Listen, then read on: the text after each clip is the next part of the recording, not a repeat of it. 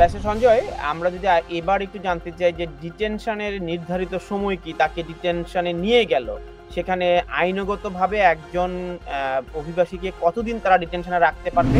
Say for example ওনাকে detention centre থেকে ধরে নিয়ে গেল, অথবা ওনাকে কোন একটা জায়গায় পেলো যে ওনার রাইট অফ ওয়ার্ক নেই, উনি কাজ করছেন।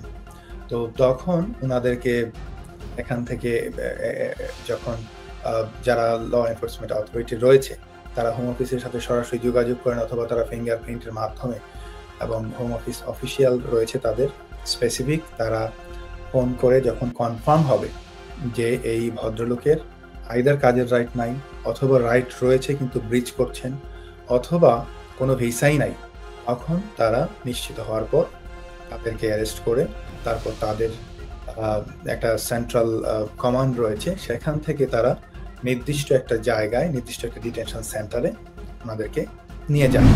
যাদেরকে না ছাড়ে তো তাদেরকে সাধারণত এই কোনো একটা ডিটেনশন সেন্টারে নিয়ে যায়। Stonebridge Legal Solutions Limited, your trusted immigration partner.